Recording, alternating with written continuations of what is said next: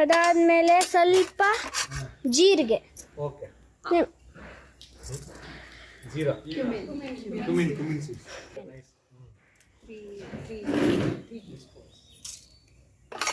ಅದಾದಮೇಲೆ ಉಪ್ಪು 1 ಅಥವಾ 2 ಚಮಚ ಸಾಕಾಗುತ್ತೆ. ಉಪ್ಪು 1 ಅಥವಾ 2 ಚಮಚ. ಅದಾದಮೇಲೆ ಒಂಚೂರು ಶುಂಠಿನ ಕ್ರಷ್ ಮಾಡ್ಕೊಂಡಿದ್ದೀನಿ. ಓಕೆ. ಜಿಂಜರ್ ಕ್ರಶ್ ಅಲ್ವಾ? ಹಾಂ, ಜಿಂಜರ್ ಕ್ರಶ್. ಅದಾದಮೇಲೆ ಇದು ಬೆಳ್ಳುಳ್ಳಿ, ಗಾರ್ಲಿಕ್ ಪೇಸ್ಟ್.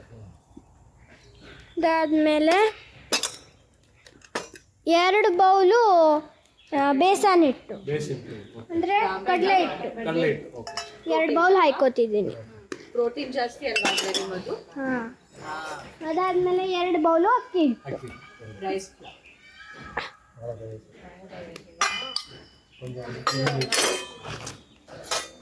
ಅದಾದಮೇಲೆ ಅದನ್ನು ಕರಡ್ಲಿಕ್ಕೆ ಸ್ವಲ್ಪ ನೀರು ಹಾಕೋತಿದ್ದೀನಿ. ಓಕೆ.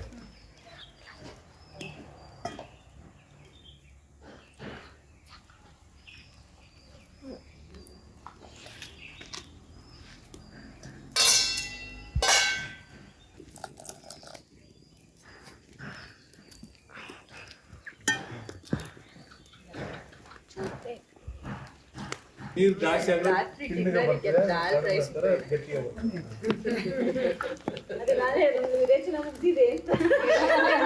ಒಂಚೂರು ಹಾಕಂತೆ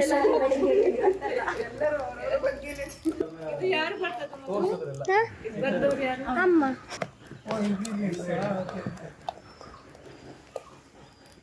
ಮೀನ್ವೈಲ್ ನೀವು ಪಾಲಕಿಂದು ಏನೇನು ಆಯುರ್ವೇದದ ಪ್ರಕಾರ ಪಾಲಕ್ನ ಗುಣಧರ್ಮ ನೋಡ್ಕೊಂಡ್ಬಿಡಿ. ಶೀತವೀರ್ಯ ದ್ರವ್ಯ, ತಂಪು ಪಾಲಕ್. ಆಮೇಲೆ ಗುರುಗುಣ ಅಂತಂದರೆ ಹೆವಿ ಫಾರ್ ಡೈಜೆಷನ್, ಆಯಿತಾ ಪಾಲಕ್. ಸೊ ಹೆವಿ ಆಗಿರೋದ್ರಿಂದ ಮಕ್ಕಳಿಗೆಲ್ಲ ಹೇಗೆ ಅಂದರೆ ಆಟ ಆಡ್ತಾ ಇರ್ತಾರೆ, ತುಂಬ ಎನರ್ಜಿ ಬೇಕಾಗತ್ತೆ, ತುಂಬ ಬೇಗ ಹಸಿವು ಅಂತ ಬರ್ತಿರ್ತಾರೆ. ಸೊ ಈ ಥರ ಈಗ ನೀವು ಪಾಲಕಿನ ದೋಸೆ ಮಾಡೋದ್ರಿಂದ ಮಕ್ಕಳಿಗೆ ಏನಾಗುತ್ತೆ, ತುಂಬ ಸಮಯ ಅದನ್ನ ಜೀರ್ಣಿಸ್ಕೊಳ್ಳೋಕೆ ಬೇಕಾಗತ್ತೆ ಅವರಿಗೆ. ಸೊ ತುಂಬ ಬೇಗನೆ ಹಸಿವು ಅಂತ ಬರೋದಿಲ್ಲ.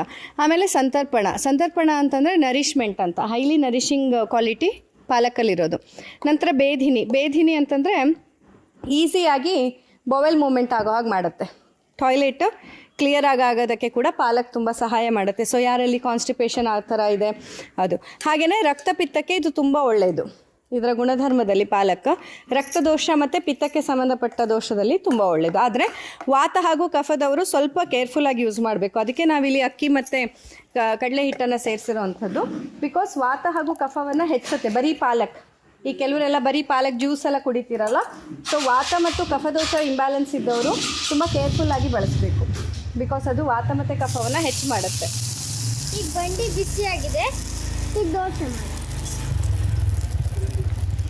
ಈಗ ಸ್ವಲ್ಪ ಬಂಡಿಗೆ ಎಣ್ಣೆ ಹಾಕೋತೀನಿ.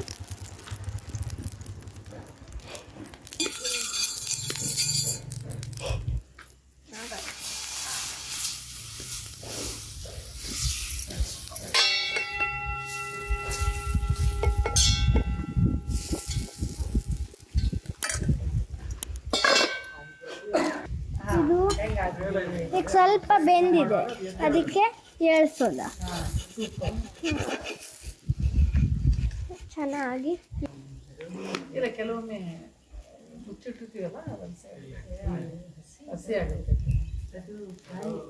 ಚೂರು ಎಣ್ಣೆ ಹಾಕೊಂಡು